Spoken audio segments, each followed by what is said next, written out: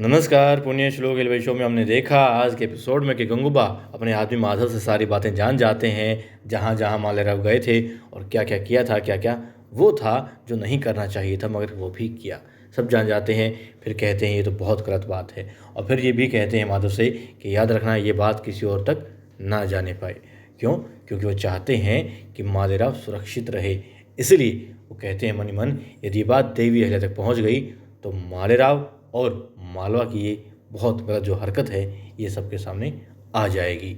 ये बहुत ही गलत किया मालेराव ने।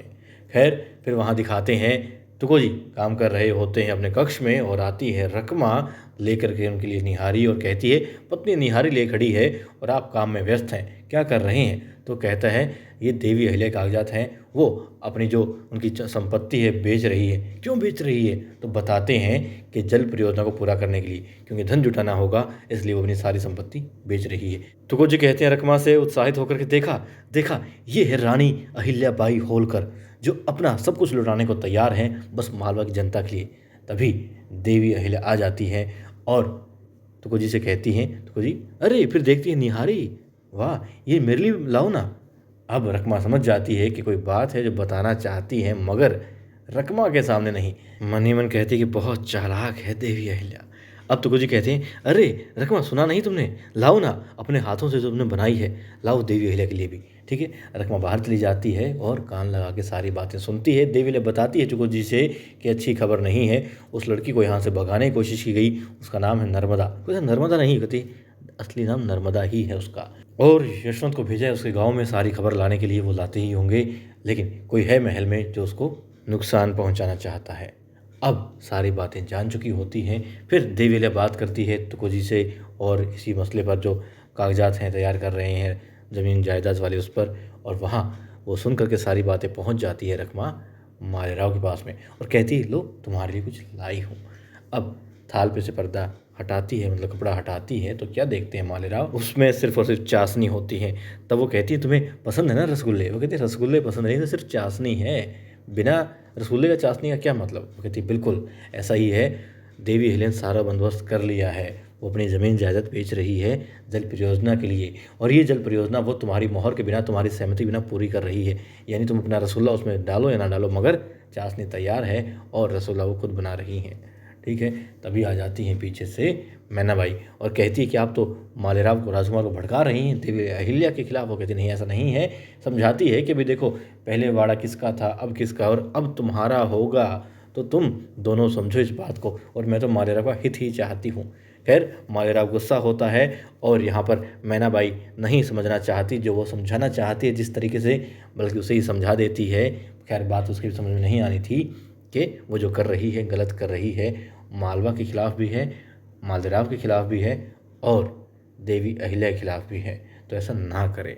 खैर मालेराव गुस्सा होकर के फिर से उसे धमका कर वहाँ से चला जाता है, और अब वो लोग भी चले जाते हैं अपने अपने काम पर, और दिखाते हैं मालेराव की करतूतें जान गए हैं गंगूबा, इसलिए पहुँच जाते हैं उस लड़की के पास में उससे पूछने के लिए कि क्या कुछ हुआ, किस गांव की है, सब उन्हें पता है, लेकिन फिर भी कहते हैं अच्छा तुम उस गांव की हो, क्या नाम है तुम्हारा? उस गांव में तो बहुत किसान आत्महत्या कर रहे हैं, पानी का बहुत संकट है, क्या तुम्हारे गांव के मुखिया जी ने कभी दरबार में समस्या के बारे में अपने विचार रखे, बात बताई यहाँ पर? तब वो लड़की याद करती है वो बातें जो उसके साथ में मालेराव के संदर्भ में घटी थी। अब वो डर जाती है, फिर वो कहते हैं डरो मत, तुम बताओ जो कुछ तुम्हें पता है तुम बताओ, ये मालवा है, यहाँ पर न्याय अवश्य ही मिलेगा, तुम चिंता मत करो, मुझ पर भरोसा रखो, तुम्हें न्याय मिलेगा, डरने की आवश्यकता नहीं है। और वहाँ पर देवी अहिल्या बात कर रही होती हैं यशवंत से। यशवंत बताता है कि वो सारी बातें पता कर आया है, बता देता है कि क्या क्या मालेराव ने वहाँ पर किया, कैसे किया, और वो कहती हैं कि अब तुम उस लड़की के आसपास अपने विश्वास पात्र जो सैनिक हैं कुछ वो खड़े कर दो, और तुम भी निगरानी रखो। और देवी अहिल्या भी वहीं जा रही है, क्योंकि उस लड़की को खतरा हो सकता है और हमें असली जो गुनहगार है उसे पकड़ना ही है। अब देवी अहिल्या जब वहाँ पर पहुँचती है तब बात हो रही होती है गंगूबा और उस लड़की की, और बता देती है कि कैसे न्याय मिलेगा जब गुनहगार राजकुमार हो। तो अब तुरंत नज़र पड़ती है उसकी भी देवी अहिल्या पर, और अब गंगूबा भी देखते हैं कि देवी अहिल्या ने सब सुन लिया है, तो वो भी थोड़ा जो नहीं चाहते थे वो महसूस कर रहे होते हैं, और वो लड़की आती है दौड़ कर देवलिया के पास में, कहती है मुझे माफ़ कर दीजिए, मुझे ऐसा नहीं कहना चाहिए था और अब वो मुझे नहीं छोड़ेंगे, मुझे मार डालेंगे। तब देवी अहिल्या उसे सीने से लगा लेती है और कहती है तुम्हें कुछ नहीं होगा।